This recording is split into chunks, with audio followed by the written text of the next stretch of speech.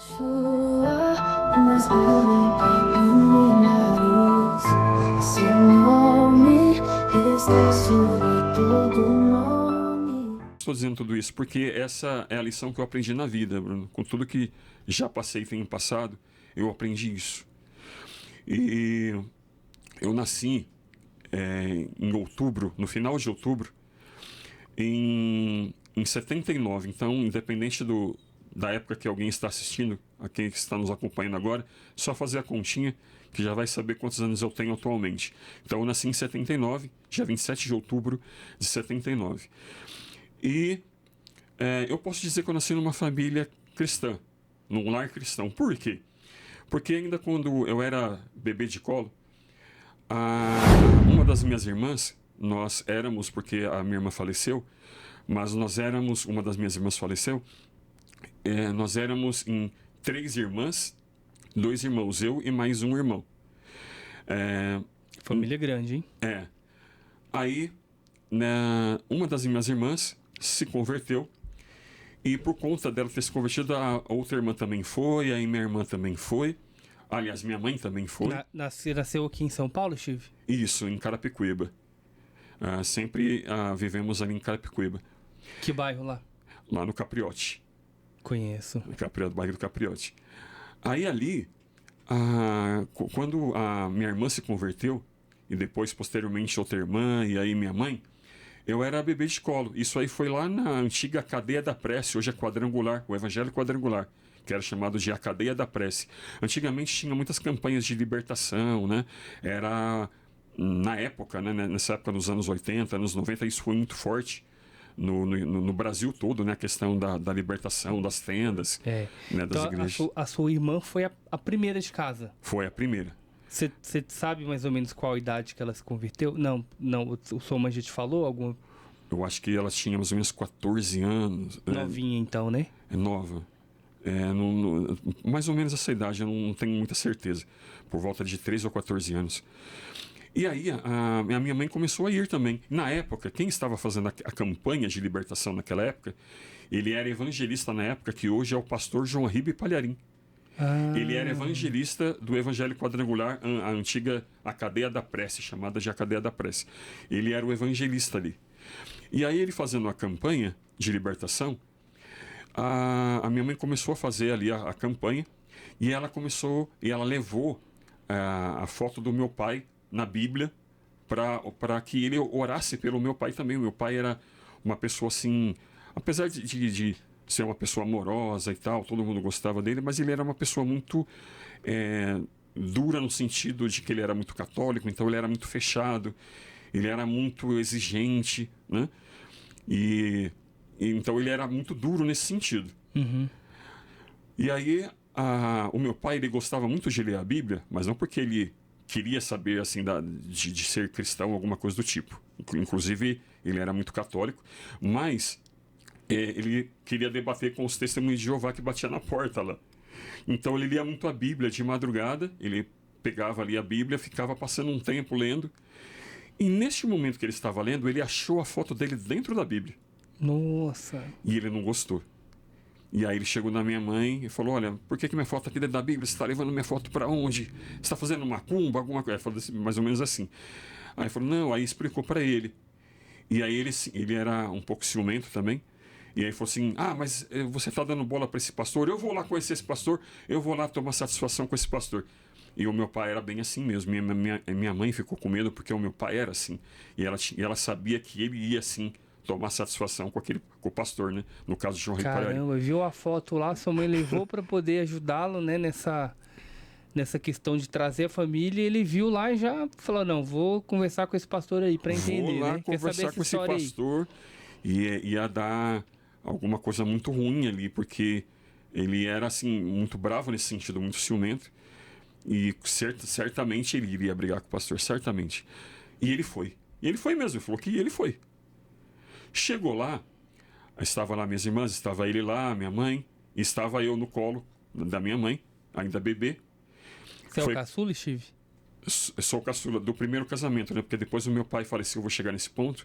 Aí minha mãe casou novamente, e aí eu tenho um outro irmão, um irmão mais novo. mas desse fato eu sou o caçula. E aí, nessa ocasião, quando a minha mãe estava lá, eles estavam lá no culto, isso na primeira igreja do Evangelho Quadrangular, fica lá no centro de Carapicuíba. Eles estavam lá e o pastor João Riba, ele tinha, não sei se hoje ele ainda costuma fazer isso, mas ele tinha um costume de, quando estava pregando, ele chamava algumas pessoas para fazer a representação daquilo que ele estava pregando. E aí o que acontece? Ele estava falando justamente naquela ocasião sobre o nascimento de Jesus, sobre a promessa que Deus fez ali através de Maria, José, todo aquele contexto do nascimento de Jesus. E o que ele fez?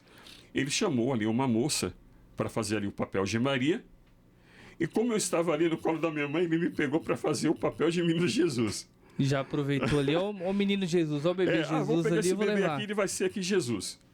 Aí, e quem ele chama para ser José? O meu pai. Ele chama justamente o meu pai, que foi ali para brigar com ele. Ele chama justamente o meu pai para ser o José. E o meu pai vai ali todo desconcertado, ele ficou ali. Final da história é que acabou aquele culto e meu pai voltou para casa crente. Meu Deus. O meu pai voltou para casa crente. E ali em casa tudo mudou, né? As coisas mudaram. E agora... Foi para desconfiado do pastor, talvez para brigar ali, voltou uma pessoa diferente. Voltou diferente, totalmente diferente. E Deus tirou toda aquela valentia que ele tinha. E ele chorava, ele ouvia louvores, ele orava, que ele chorava, assim, de joelho ele chorava. Mudou completamente a vida dele, completamente. E nessa ocasião, ele tinha uma síndrome, que é muito importante falar isso, chamada Marfan. Essa síndrome de Marfan, ela é hereditária e ela dá algumas deformidades. Por exemplo, ela dá alguns problemas nos ossos, nervos, músculos. E então ela cria também, quem é Marfan, não sei se você, quem quiser dar um Google aí depois e dar uma olhadinha de como é o Marfan, vai ver que o Marfan ele tem algumas deformidades, é muito característico. E aí, ele tinha o Marfan, e geralmente o Marfan tem problema de coração. Uhum. Por conta disso, ele tinha muitas varizes, por conta como eu falei, né, ataca as veias, os vasos e tal. Então ele tinha muitas varizes, ele tinha problema de coração, que foi inclusive que fez com que ele morresse em outubro, no finalzinho de outubro de 84. Eu tinha acabado de completar 5 anos de idade. Eu tinha completado, eu faço 27, eu fiz 27, depois de 3 dias ele faleceu do coração. Então, eu perdi meu pai quando eu tinha acabado de completar 5 anos de idade, eu perdi meu pai. E foi bem difícil, foi bem duro essa situação para a gente. E eu falo, eu citei aqui a questão do Marfan, porque justamente, como eu falei, essa síndrome ela é hereditária, então eu também tenho essa síndrome de Marfan. Por isso que eu não tenho a visão. Hoje eu não tenho a visão por conta disso. Uhum. Que veio do meu pai e, consequentemente, veio do meu avô. E também a minha irmã, que inclusive, lembra que eu falei no começo que éramos, né? Porque a minha irmã faleceu, ela faleceu também do coração em 2019. E 15 dias depois, o meu sobrinho, filho dessa minha irmã, faleceu também por conta do coração. Então, eu não tenho problema de coração. Essa síndrome, no meu caso, não me deu problema no coração, mas me deu problema na visão. Então eu perdi a visão. Eu já nasci com problema de visão por conta da síndrome. A minha mãe notou isso desde pequeno, já por conta das minhas brincadeiras, do jeito que eu brincava, ela viu que não estava normal. E aí ela me levou no médico, foi constatado que eu tinha problema visual, que eu já tinha ali uma perda. E aí eu comecei a tratar desde os 2 anos de idade que eu me trato. Então, foi assim que começou. Mas, aí perdi meu pai, como falei, e em 87,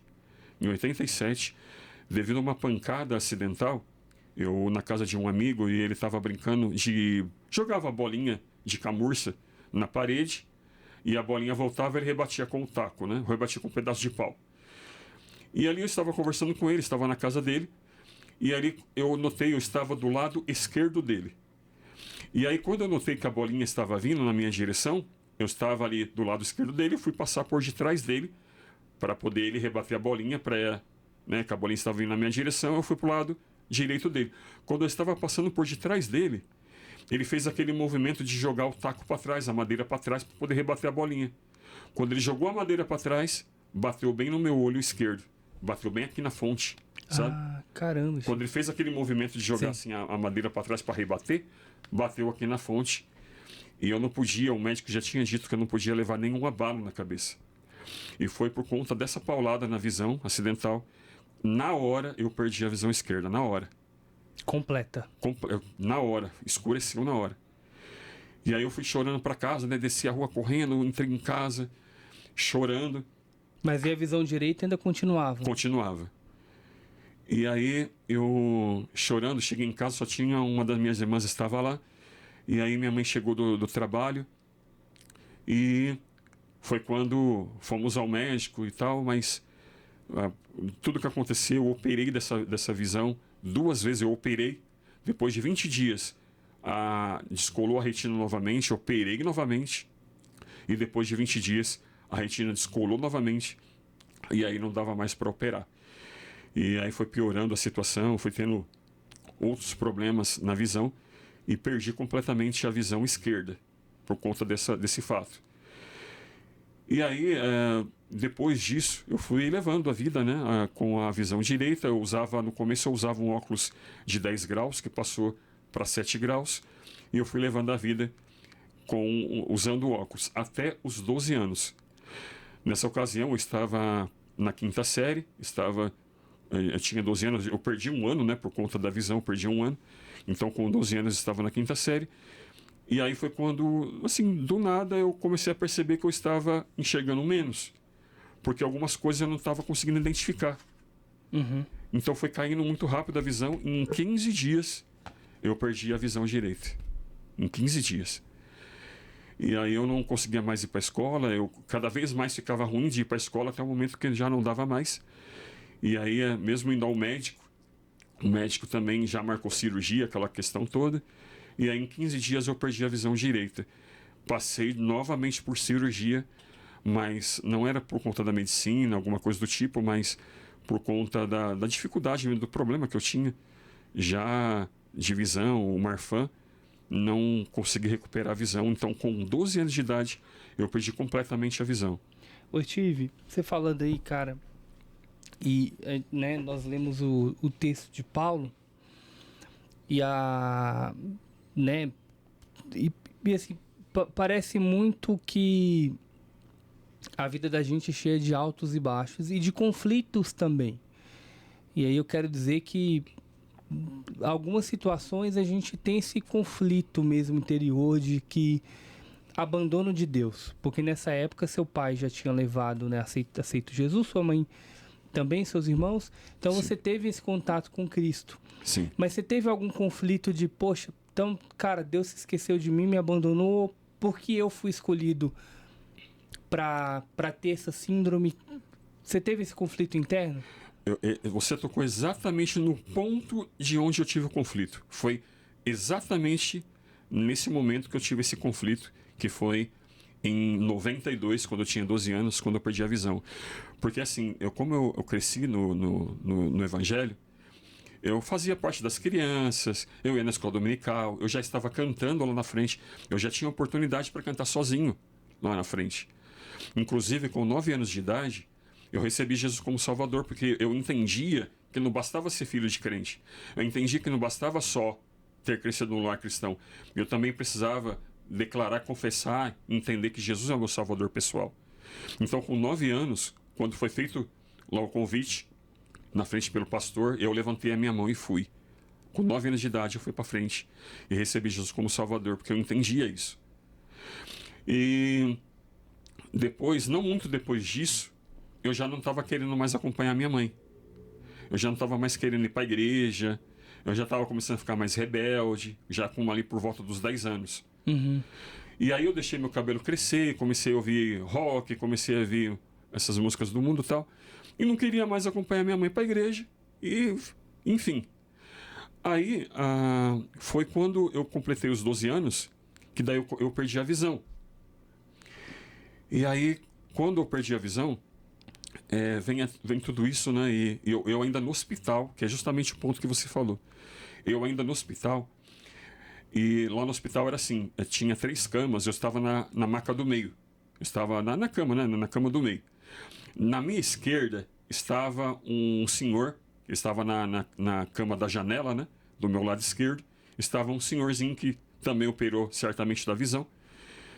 Quando voltou da anestesia, quando eu voltei, né, da anestesia e tal, que eu vi que toda aquela situação estava se repetindo, porque eu já tinha passado por 2 vezes por cirurgia, mais uma vez, e eu sabia que não ia ficar bom, eu tinha essa... Porque já 2 vezes não tinha ficado bom, e eu coloquei no meu coração, falei, não vai dar certo, de novo, vou passar de novo pela mesma situação.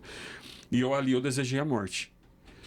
Meu Deus. E eu falei assim, eu não quero mais viver. Eu falava isso, eu não quero mais viver, eu queria morrer, eu não queria viver mais. E esse senhorzinho que estava do meu lado, eu lembro bem dele, assim, aqui na minha memória eu lembro bem dele, que... porque depois que eu operei, eu ainda enxergava, depois foi tirado o tampão, eu vi o senhorzinho. Eu vi, assim, um pouco dele, então eu me lembro um pouco dele. E aí ele começou a falar para mim, que isso, você é muito jovem, e não sei o quê. Eu não lembro muito bem o que ele falou, porque eu estava com raiva dele, porque ele estava me dando sermão. Então eu não vou lembrar muito bem do que ele disse, porque eu não quis ouvi-lo. Uhum. Mas eu sei que ele começou a falar, você é muito jovem, não fala isso, você tem muito para viver e tal. Ele falou bastante coisa para mim, mas eu não quis dar ouvido. Eu só queria morrer, porque agora eu não ia enxergar mais, e como que eu ia fazer, eu queria morrer. E olha, Bruno, graças a Deus, aí é uma lição que a gente aprende, é isso que eu digo aqui. Como que a gente aprende as lições da vida? Aqui vai uma lição. Eu agradeço a Deus, e nós temos que agradecer a Deus, que Deus tem oração que Deus não ouve. E a gente tem que agradecer a Deus, porque tem orações que Ele não ouve. Ou ouvir no sentido de atender, né? Que Ele ouve tudo, mas Ele não atende. E eu agradeço a Deus que aquela oração que eu fiz, ou aquele pedido, aquela minha reclamação, Deus não ouviu. Porque eu tinha 12 anos naquele momento. E de tudo que eu passei na minha vida, e onde eu estou hoje aqui, com a família, com o emprego, com o trabalho na igreja, com tudo que já fiz, com tudo que estou fazendo. 2 filhos. 2 filhos. E tudo que eu pretendo fazer, tudo que eu já fiz, estou fazendo e pretendo fazer, eu olho para trás e falo assim, obrigado, Senhor, que não ouviu a minha oração. Obrigado, porque se eu soubesse o que iria acontecer depois, eu jamais diria isso. A questão, Bruno, às vezes a gente fala coisas, a gente deseja coisas, a gente às vezes espera coisas, porque a gente não sabe o depois, a gente não tem o controle do futuro. Mas Deus que vê tanto o passado, o presente e o futuro, como toda a história está na mão de Deus, Ele já sabe o que vai acontecer, Ele sabe o que está lá na frente. É que a gente não sabe. Então a gente murmura, a gente desanima, a gente entristece, a gente quer parar, quer desistir, porque a gente não sabe o que vem depois. Sabe? Então ali eu queria desistir, eu queria parar, eu queria morrer, mas se Deus pudesse falar assim, Steve, você está falando bobagem, olha para cá, olha o que eu vou fazer, eu jamais diria isso. Jamais diria isso. Steve, já pensou se cada oração dessa Deus atendesse? Beleza, vou abrir então a terra aqui, você vai cair. Ou então aquele jovem, aquela jovem ali, terminou com 15, 16 anos, não vou casar mais nunca. Não vai casar? Tá bom, vou escrever aqui. Não é assim, né? Deus acha que não leva em conta muita bobagem que a gente fala, muita coisa sem pensar que a gente fala, né? Exatamente. E por isso que a gente tem que, às vezes, pensar, Deus me ouviu, glória a Deus. Deus não me ouviu, glória a Deus. De repente, Deus não te ouviu porque Ele tem algo diferente ou maior do que você possa esperar, imaginar. E realmente é bom a gente entender que as coisas não estão no nosso controle, né? Então a gente tem que simplesmente confiar e esperar e viver. Viver porque aquilo que Deus tem pra gente lá na frente, o que nos espera, de repente é muito maior do que a gente conseguiu ou consegue imaginar hoje.